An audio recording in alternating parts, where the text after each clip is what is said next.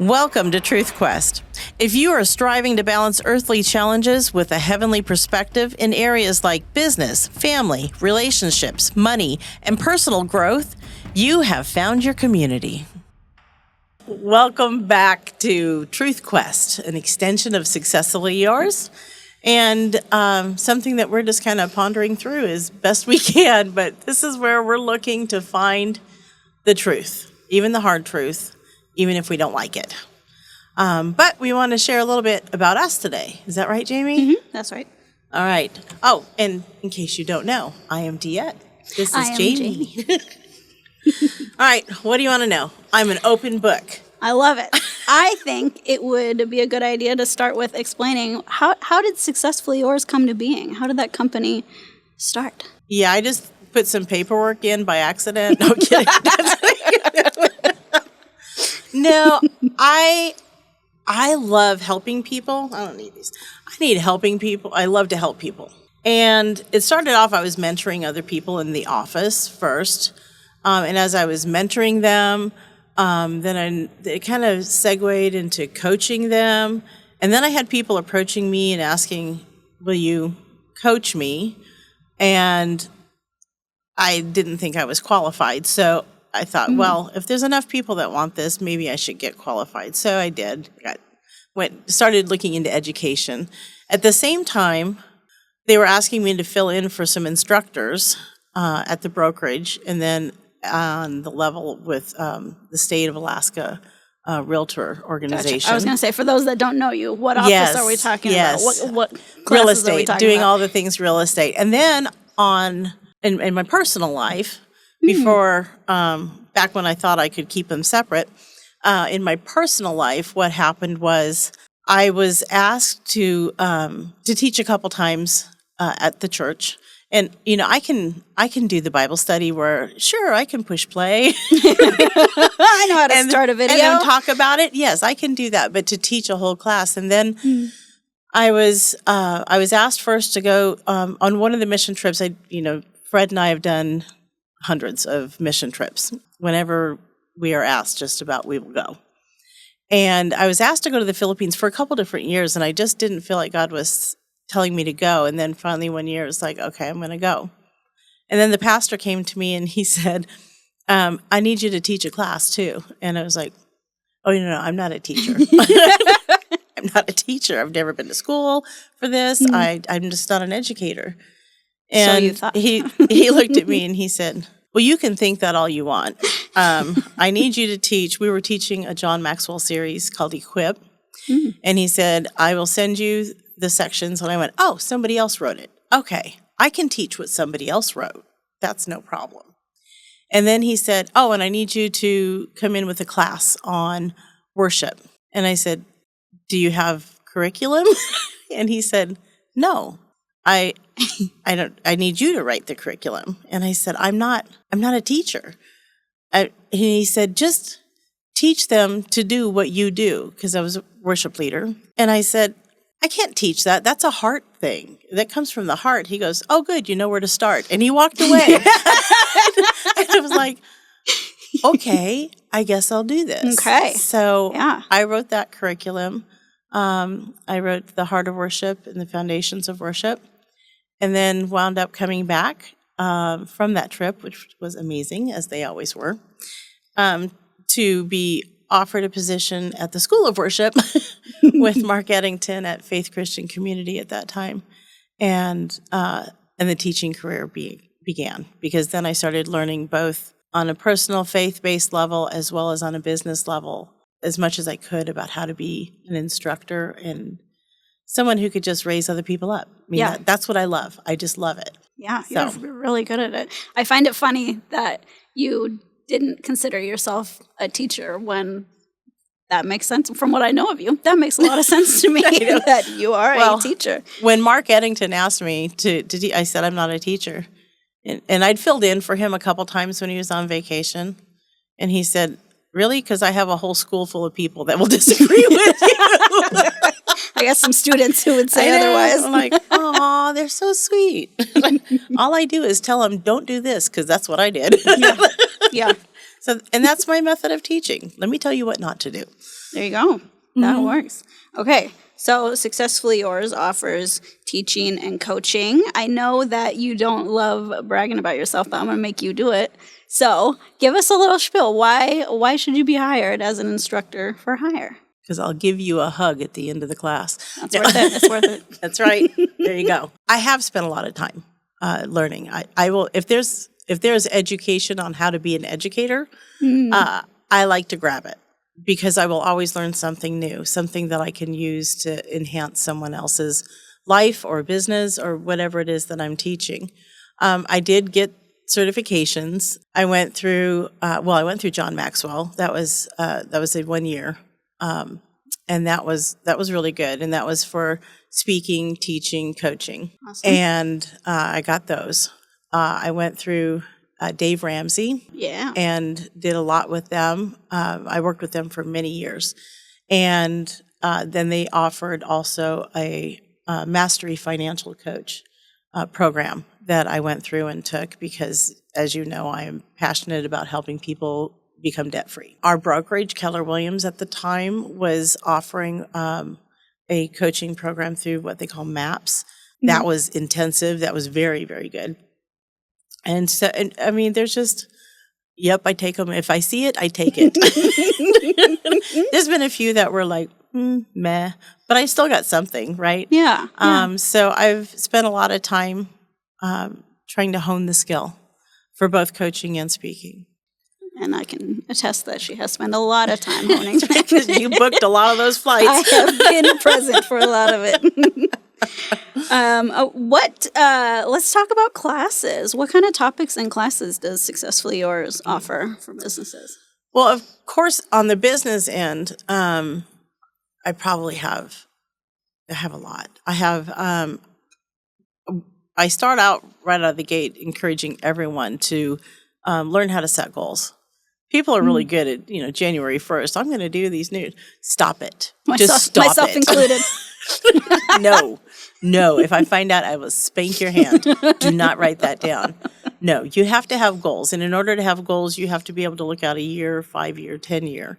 And then you start there and then dial it back because otherwise it'll be daunting. And you're probably not going to get there. And they also will come up with this big, long list of things. I'm like, stop it. Just give me 2 or 3. Let's just focus on the 2 or 3. Now, I have a hard time, full disclosure, reining myself in sometimes because I have a long list. I have learned to cheat and lump some together, which I know you know. But anyway, we have goal setting. I wrote a class called 7 Steps to Raving Fans because most of our business was referral business or return business. And people kept asking me, how do you get them to keep coming back and to send you people? And I don't know. I'll have to. So I started writing down, what do I do? And turned it into a class. I love that.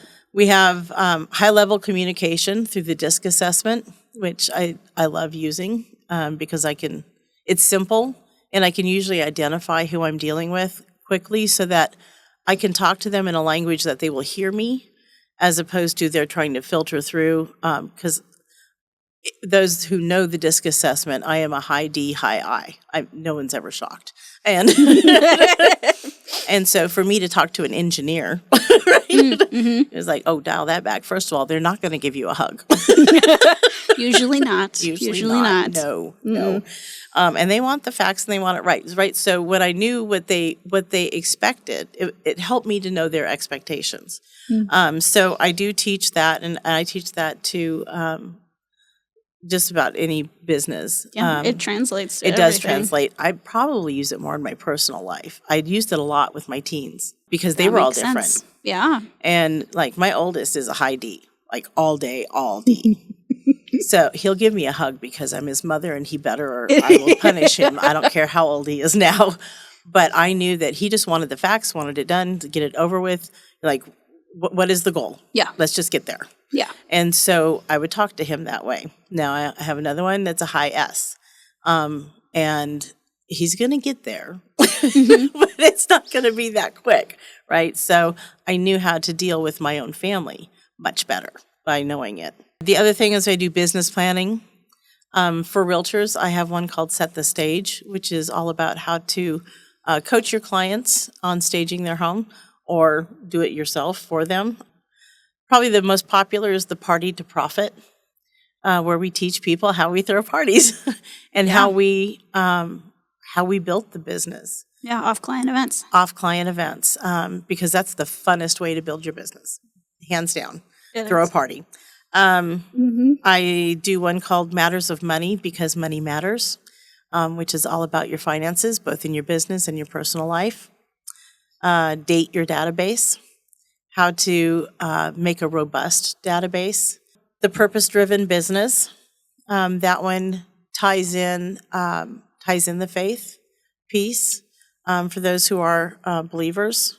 And then I do a lot of masterminds. I mean, you tell me what you want, I'll go find people, and I know how to ask good questions. So I guess that's probably all I got right now. Yeah, I think that touches on a little bit of everything.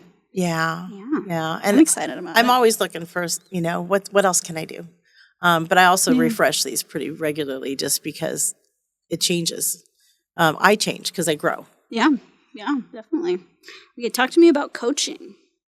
Individual coaching, group coaching. What's that all about? The individual coaching, when you get a hug there too, if we're doing it in person in particular. But I started off with realtors, obviously, because that's what I knew the most. And then I realized that business is business. It doesn't matter what label you put on it. So it's mainly small businesses, small to medium-sized businesses that I've been coaching, and I've had a handful of different ones.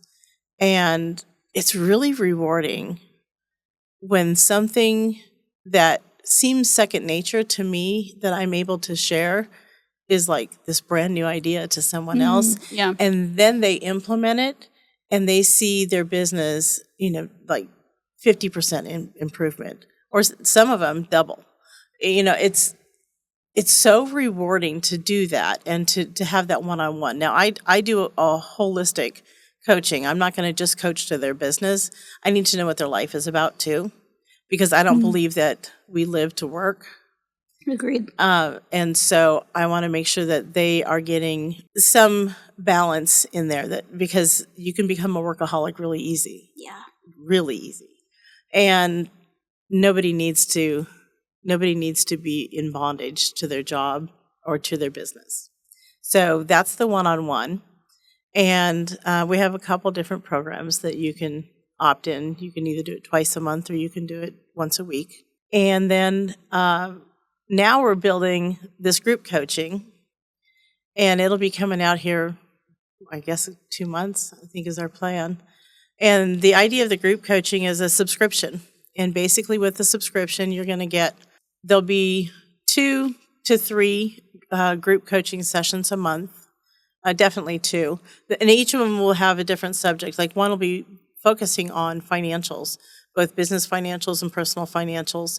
One of them will be on lead generation. How do you go out and generate the leads and build your database? And so we're looking at the different subjects right now that we're going to have these group coachings go on. And then they'll get a weekly email with some additional value that's in there. There'll be 1 class a month, and all of that will be included in the subscription. And so the idea is to keep it very affordable. Yeah. Coaching, I know for my coach, I typically range between $1,000 and $1,500 when I'm paying for a coach. And group coaching, it's funny because it seems like it would be diluted, but I don't think it will. One, I'm going to limit the size of the classes. And I find that when I do group coaching, the few times that I've done it in the past, they get so much more out of it with the conversation. And it's like iron sharpens iron. It's an interactive group. Yeah, it is an interactive group. It's not me just talking to you because, oh, Lord, that would be miserable.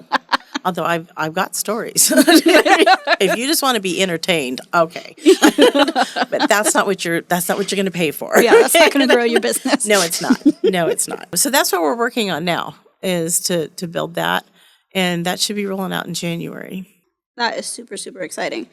I feel like we've talked about classes, we've talked about coaching, so more on the faith-based side of Successfully Yours, women's retreats. We both have such a heart for women and women's just feeling independent and successful and loving their place, whether it be at work or at home, whatever that looks like. Just there's so much opportunity for you.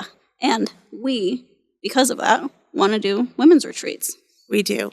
Well, that and I've always loved women's retreats. I mean, you go away, you eat chocolate, and nobody cares that you came in your pajamas down to the Amen. Right? I mean, it's like a giant slumber party with all these sisters, and some of them didn't even know you had. And you build these relationships because God created us to be in relationship, and for whatever reason, He really created women to want that. I think. I mean, I don't know. I'm not a man. But it seems that way to us, though. Yeah, it does. So let's way. just say we win. Anyway, so yes, I am creating that, and I'm hoping to do like some lunch and learns also, like when I'm doing traveling, that maybe I can plug in somewhere and just set up a lunch and learn for women of faith that are in business, and do something of that nature. But for right now, we've been building the curriculums for women's retreats. The first one that I built was on seasons. I mean, it started off, I was just writing about winter because I was in winter forever and ever and ever. It was like the longest winter on the planet. And I kept saying, Lord, why won't you take me out of this? And finally, I figured out that you don't get to go out of your season until you understand your season. And so the first one was called Overcoming the Winter of Your Soul. And then when I wrote that, then I realized, well, I probably should do all the seasons. So we can do a single class of a season, or we can do a women's retreat for all seasons. So we have that. We are just about done with one called It's About Time. And that's about prioritizing tasks in order to build the best life in Christ, right? And so it ties in my my coaching skills as far as building your calendar, building your, setting your time blocking and things of that nature. But really prioritizing some of the tasks, because sometimes we get busy on the things that are not the priorities that Jesus gave us. We get busy looking at rules, and it's like, there's no rules. There's one job: go out and make disciples.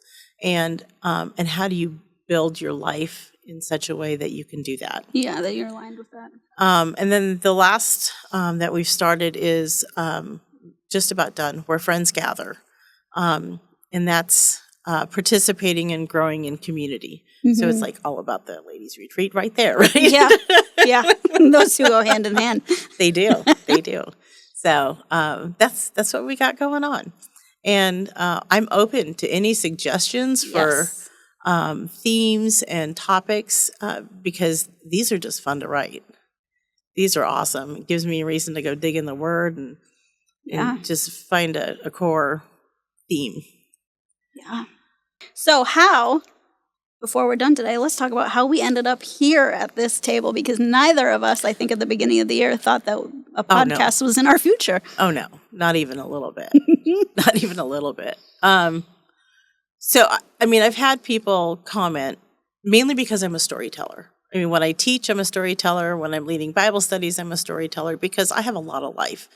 I've lived a lot of life, and I have a weird life, so it's probably interesting to others. So using the stories, I think, is what prompted people to start saying, you should do a podcast. We'd love to. We'd watch it. That would be entertaining. First of all, I'd never seen a podcast, never listened to a podcast. I knew about them. I didn't know they existed. And I just laughed it off. And then you are the one. You're the reason we're sitting here, because I'm like, God's telling us to pivot a little bit, and I don't know what it looks like. So we prayed about it, and then you came back and said, God said podcast. And I said, that's a horrible idea. That's just dumb. And so I posted on Facebook. You're lucky if you get another idea out of me ever again. I said I was sorry. I didn't know that you could hear God so clearly.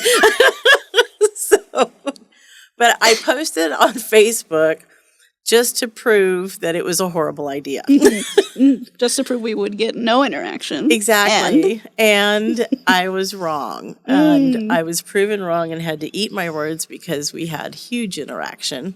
On that post. On that one post. And that's the only post. And it was like, and it blew up. And then I was getting texts and private messages and all kinds of stuff. I mean, it was like, okay, fine, I get it. I guess we're going to do that. I guess we're going to step into obedience because that's what that looks like today for us, is this. Yes, exactly. I'm excited about it. I'm excited for what God's going to do with it. I think. Right? We just don't know. No, we have no idea why we're here. We just know that we're supposed to be here. And I can do that. Agreed. So can I. Yeah. He is worth being uncomfortable for. Whatever. Amen. God. Amen. He is worth me being uncomfortable in a little podcast space. I know, because I know how much you love to be in front of the camera. Exactly. And at the end of the day, is it really that bad what he's asking me to do here? Exactly. It's going to be okay. See them. That's true. It's going to be fine. Know. Nobody's even listening. We don't even know if they're laughing with us or at us. I don't want to know. Oh, man. I don't know. As the weeks goes on, as time goes on, I'm getting more and more excited and less frantic about it. It's going to be good. It is going to be good. Yeah, I'm excited to see what he does with it. But I know that we do want to encourage you, those of you who might have stuck with this whole thing, send us things that you want us to talk about. Send us subjects that you want us to research. Send us questions. I probably won't know the answer, but I know where to find it. Yeah, we know where to start looking. And we love the opportunity to partner with you in your truth quest, right? Yeah. So, did I tell enough stuff? Yeah, you did a really, really good job. Thank you. Thank you. Well, thanks for sticking with us and hearing a little bit more about how this even came to be. We hope that you hang out with us. We hope that you like and subscribe. That's the thing, right? Like and subscribe. And as you're going about your day, try to have a little bit of grace and just sprinkle it around, even if a little is all you've got. As we conclude this episode of Truth Quest, we invite you to be a part of the conversation. Send in your questions, thoughts, and reflections. Don't forget, like, follow, and subscribe to stay updated on our journey together. Until next time, may you continue to seek truth with courage, and remember to sprinkle a little grace, even if that's all you've got.